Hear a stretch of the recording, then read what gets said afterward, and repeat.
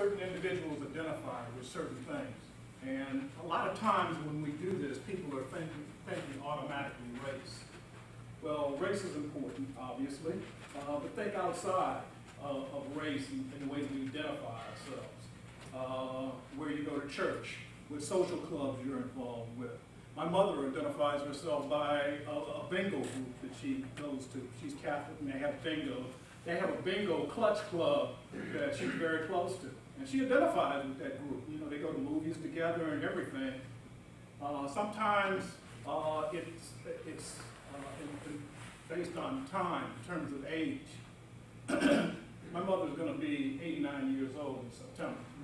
So she has some things to say about young people. She identifies with a certain age group, you know. Sometimes we identify with the age group. For example, we're fond of saying that individuals who are in their mid-30s or younger are going to be a lot more technically proficient, a lot more into social media. And a lot of people identify with Facebook, type of electronic media type thing. So there's a lot of ways in which you can identify with different cultures. It's broad, and it may be race, gender, but even within race. When I was growing up on the west side of Chicago, we had ways that we identified with each other based on the way that we dressed. On the south side, it was Ivy Leaguers. On the west side, it was Gauchos. You could look at an individual and tell which they were because of the way they dressed. Now, that's kind of superficial, but it went deeper than that. Type of parties you went to, type of people you identified with, and a lot of different ways other than race. There are individuals who get together who are my age, in your early 60s, that have a lot more things in common. You know, I like to follow little white balls on courses through the woods, you know, because that's where I spend most of my time. You know, the things you identify in different ways, and you could form cultures around those things. But when you come down to it, there are certain things that you pursue. And a lot of times when we do this, it's because of the things that we believe in. You know, we get together with community groups to do certain things, to advance certain causes. It's because we believe in certain things and we have that commonality. Well, that commonality in beliefs, those types of values is what identify certain cultures. And we have cultures in offices, you know. I'm a career defense counsel. There are cultures in the offices that I've been in between individuals who do misdemeanors and individuals who do felonies. You know, individuals that do misdemeanors say, you know, felony people, they have all types of time to do whatever they need. We're the individuals who do it quick, so we got to make snap judgments because it's going fast. The felonies say, you know, we do the serious stuff. You know, misdemeanors, they can afford to do it fast. We need to take our time. There's a culture that develops around those things because of what you do, how you do it, and the values that you hold. Every office has different cultures. And, you know, don't just look at this in terms of race and gender and things like that, but who you go out with to lunch may be a culture. Who you spend your social time with may be a culture. This is something that we all live with. One of the things about this study is that it impacts all of us. You know, it's not one racial group, not one gender group, but it impacts all of us. And all of us are involved with it. So it's something that deals with race, that may deal with skin tone. When I was growing up, there was even a thing between dark blacks and light-skinned blacks. It was really eating us up in our time, you know. So culture can revolve around a lot of things. We are over because the groundwork that has been laid by culture and the concept of culture and what that encompasses. And cultural competency is important. Now, some observations about that. First, some observations about Delaware. It's interesting to me that, you know, an organization that is obviously doing it right sees the need to do this.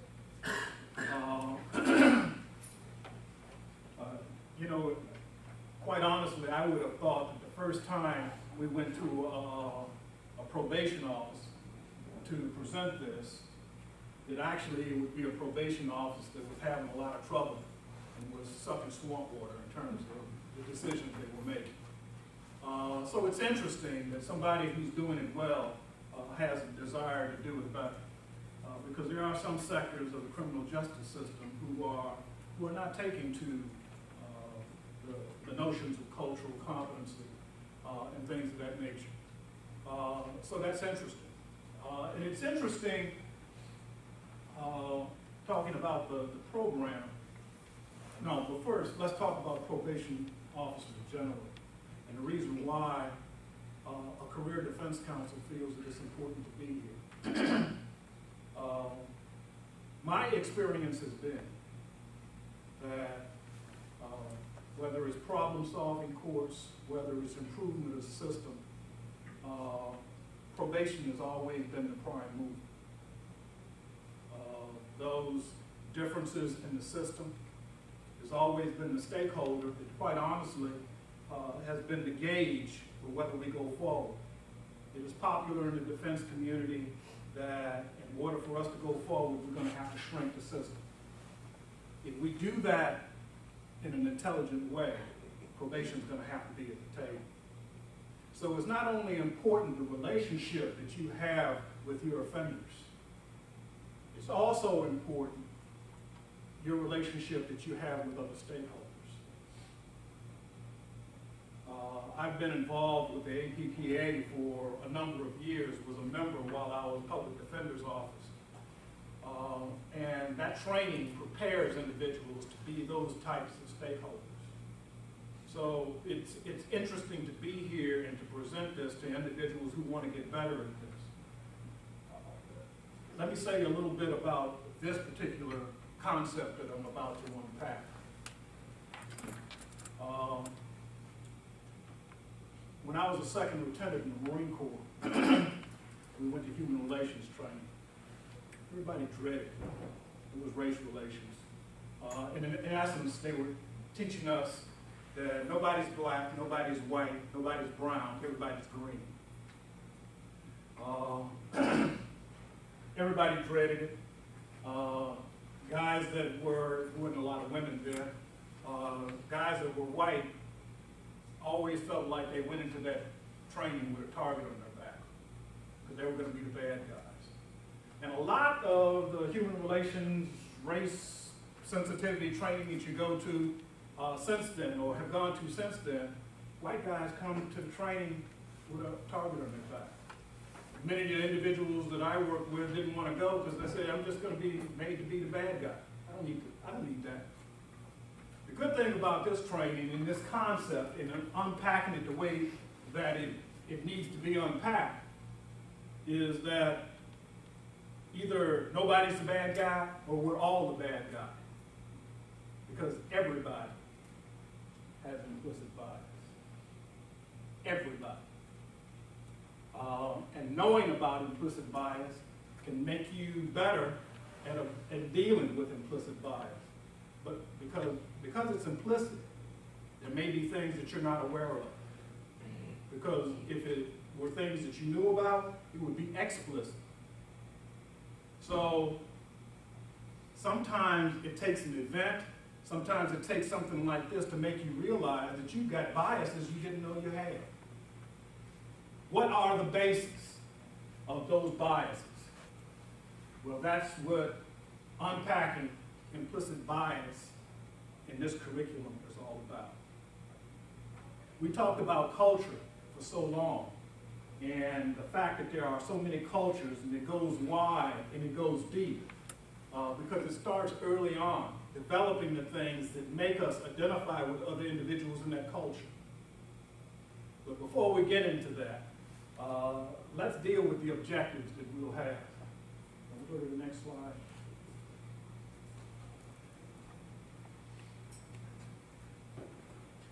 At the end of this, I expect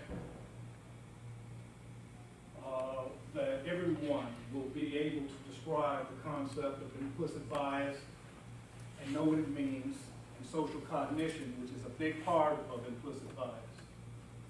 and discuss concerns and implications for the leaders of the criminal justice system. Remember, this is good for you and the people that you work with. It's good for you and the offenders that you work with, but it's also good for you and other stakeholders in the system. So it goes broad and it goes deep. So we're hoping that you will be able to do the things that some of us who are veterans in the criminal justice system for going on 30 years are expecting probation to come with.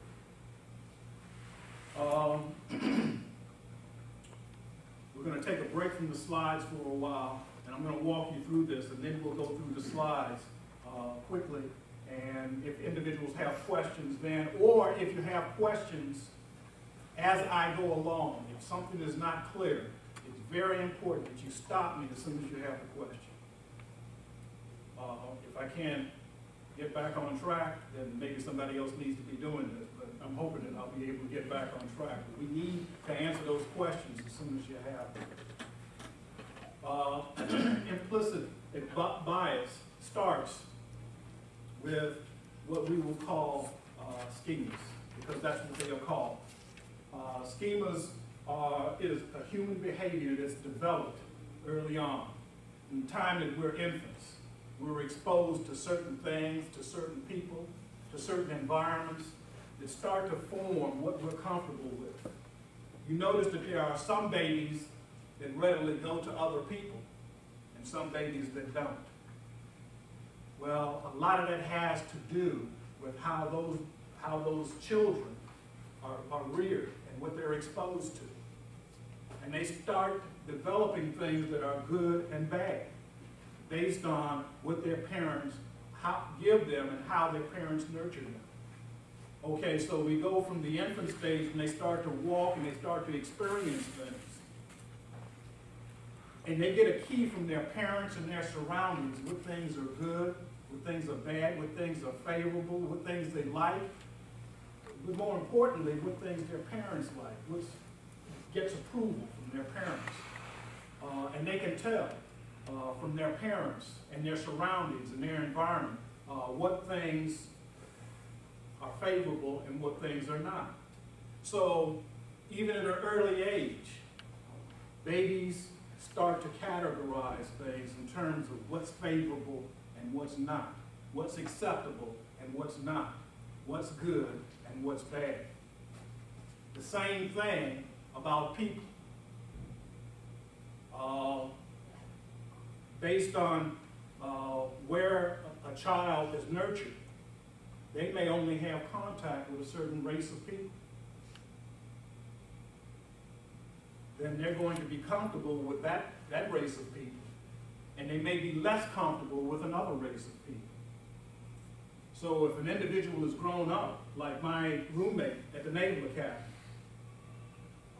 I was the first black he ever had any conversation with. He was from Montana. You know, so what they're exposed to starts to develop things that are favorable, comfortable, things that are unfavorable or uncomfortable, and things that challenge them. So as they grow up, they are exposed to certain things. Now keep in mind that social psychology defines these things along the lines of preferences that people establish. And they're established during their younger years. And this is the reason why all of us have implicit biases, because we were all raised in certain circumstances that our parents felt were acceptable for us, comfortable for us, and it's normal that we establish preferences. And we need to do that because we have to negotiate during the course of a day hundreds of decisions, maybe thousands of decisions. So I'm jumping from infancy to us as an adult. If you had to think through all of the things that you have to do during the course of the day, it'd be pretty tedious. When you see a red light, what do? You have to think about that. When I need to stop my car, what do? You know, social psychologists describe that as social psychology establishes what's acceptable and what's not. These are shortcuts. And these schemas are shortcuts that we establish based on what we've been exposed to during our lives. Some of them are necessary. Some of these social psychology has established that these schemas or these shortcuts are necessary. There's a book called Blink. I forget who the author is. It goes at length to the advantages and the preference for social cognition over long, drawn-out thoughts about things. And I'll get into that a little bit more later on.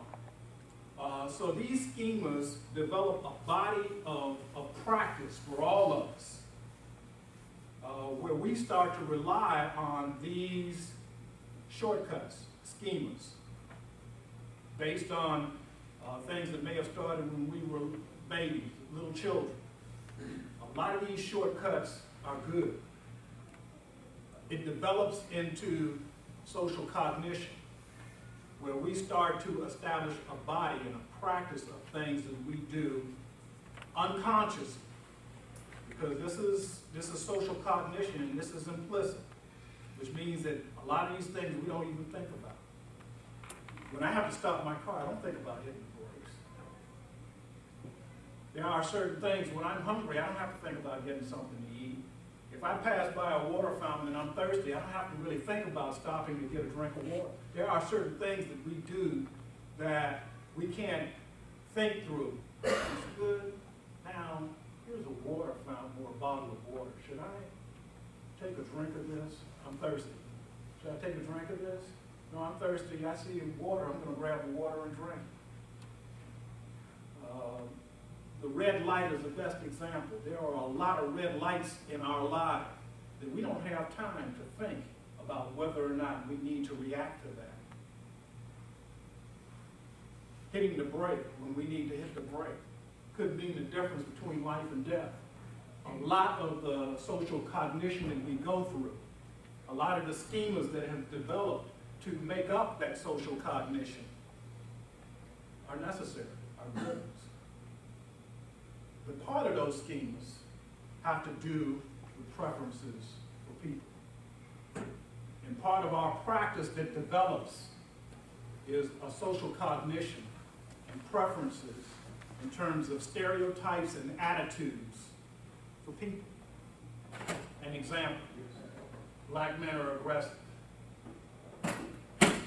Well, obviously that may make a difference when you're in a fight situation where you have to determine who is the aggressor and who's defending themselves. So these can play out in a lot of different ways in the same fight or in a different fight. If there's a man and a woman, well, somewhere in our social cognition, we view that physically women are weaker than men. Well, that's not always true. In my time in the military, some of the women who were Marines that I came up against could hold their own against anyone. But we developed these shortcuts because making the decisions about all of these things during the course of the day would make our day a lot longer, and it just can't work. So the mind works with these things by developing these shortcuts. And most of the time, these shortcuts serve us well. You know, you see an individual who's older, you know instinctively that you may have to relate to them in a different way.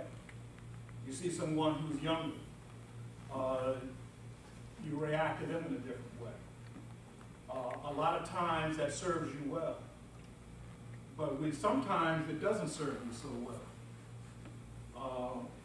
And everybody is working from the same deck. Everybody has got these implicit biases, and if you knew about them, maybe you would correct them. And maybe if you knew about them, and I maintain that this is the truth, if you know about the fact that you have implicit biases, it can make you on guard. There are certain decisions that I go through now that I check myself, because I know that I have an implicit bias in that area. And I step back and I say, well, was that decision made because of this bias that I have established as an implicit bias, which means that I will act based on my background and areas that's not the best decision to make. Well, am I acting based on the fact pattern itself, or am I acting based on what I have been groomed to decide by schemas and social cognition? Now, you can't live without it. You can't live without schemas. These shortcuts are necessary. And I've mentioned just a few of them, but social cognition is something that we live with, all of us, in order to live from one day to the next. That's the reason why all of us have got implicit biases. And it's important for you to know this, because it's not just a matter of community trust and perception in your decisions, but you deal with people as offenders who have implicit biases. Not only as law enforcement, not only as somebody who may be wanting to lock them up, but if you're white, they might also have implicit biases towards somebody who's white. If they're male, they might have implicit biases towards a female in law enforcement. You've got to be aware of the fact that the individuals that you deal with also have these implicit biases, because everybody has them. But I have found that knowing that they exist makes you more sensitive to the fact that your decision making should be based on certain things to keep you away from making decisions on implicit bias, so that your decision making can be fair and bias free. So there are a lot of authorities now, Blink was just the start of it, that are regaling or celebrating the fact that social cognition helps us in ways that we can't begin to criticize, because we can't get by without it. But these are things that arm us to be able to identify the fact that everybody has these biases. Just that knowledge and understanding that alone, based on what we've covered with culture and cultural competency, and the things that go into understanding the differences and being able to resolve cultural collisions of people who have different beliefs, ways of analyzing things, and backgrounds, helps us be able to check ourselves once we're familiar with these concepts, so that we can begin to discover about ourselves things that would otherwise be implicit. And we unearth these things. The good news is that we can deal with these. There is a way of identifying, there's a decision-making process that will help you step back and analyze your decisions to make sure that they are based on the facts and the individual who's in front of you, rather than implicit biases that you bring. Because you'll be able to do things like